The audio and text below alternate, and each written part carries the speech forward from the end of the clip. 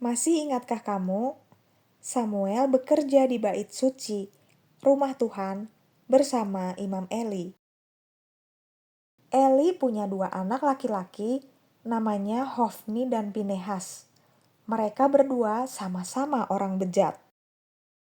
Setiap kali orang Israel datang ke bait suci untuk mempersembahkan kurban daging kepada Tuhan, Hofni dan Pinehas mengambil daging yang seharusnya untuk Tuhan.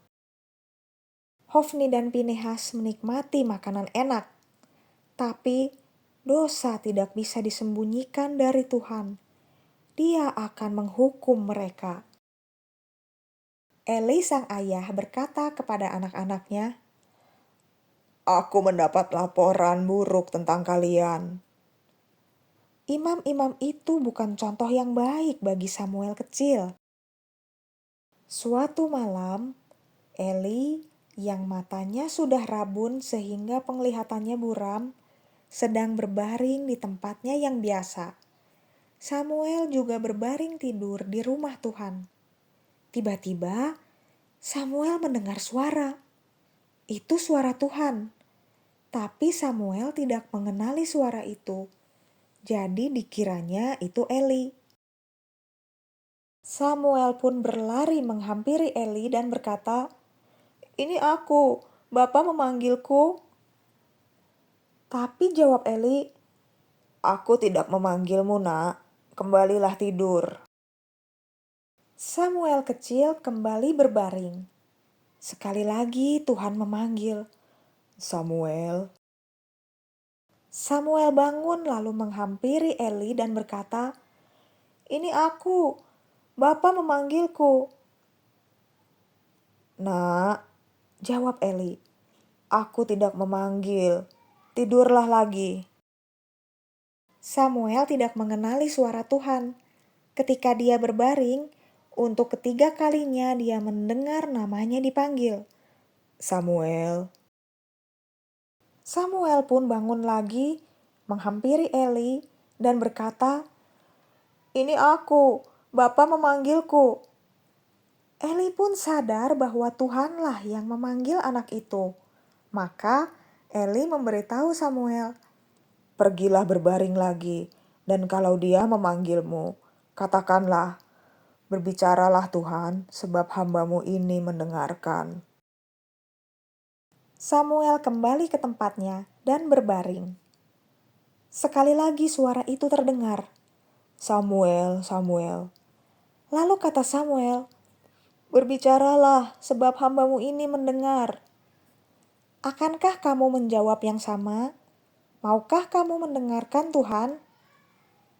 Kamu bisa mendengar suaranya lewat cerita-cerita Alkitab. Waktu kamu membaca Alkitab, kamu akan tahu apa yang Tuhan kehendaki darimu. Lalu Tuhan berkata kepada Samuel, "Sebentar lagi aku akan menghukum Eli dan anak-anaknya karena dosa-dosa mereka." Samuel berbaring sampai pagi. Kemudian dia membuka pintu-pintu rumah Tuhan. Dia takut menceritakan kepada Eli peristiwa semalam. Tetapi Eli memanggilnya dan berkata, "Samuel anakku." Jawab Samuel, "Ya, ini aku, Bapa." "Apa yang Tuhan katakan kepadamu?" tanya Eli. "Janganlah menyembunyikannya dariku." Maka Samuel menyampaikan semuanya. Lalu kata Eli, "Dia Tuhan, biarlah dia melakukan apa yang dipandangnya baik." Tidak lama setelah Tuhan berbicara kepada Samuel, terjadilah perang di negeri itu. Pasukan musuh berhasil membunuh banyak orang, termasuk anak-anak Eli. Eli sudah buta. Dia duduk di kursi di pinggir jalan. Dia ingin mendengar apa yang terjadi dalam perang itu. Namun, ketika didengarnya berita dari medan perang, Eli terkejut sampai jatuh terjengkang dari kursinya. Lehernya patah dan dia pun meninggal. Samuel melihat betapa Tuhan benar-benar mewujudkan apa yang dia katakan. Sejak itu, Tuhan semakin sering berbicara kepada Samuel. Samuel menjadi nabi Tuhan. Itu artinya Samuel bisa membagikan kepada orang banyak apa yang Tuhan kehendaki untuk mereka lakukan. Kamu tidak perlu menjadi nabi untuk dapat memberitahu orang lain tentang Tuhan. Kamu juga bisa berbagi dengan orang-orang dan teman-teman di sekitarmu tentang siapa Tuhan, supaya mereka juga mengasihi Tuhan, menaati Dia, dan mengikut Yesus.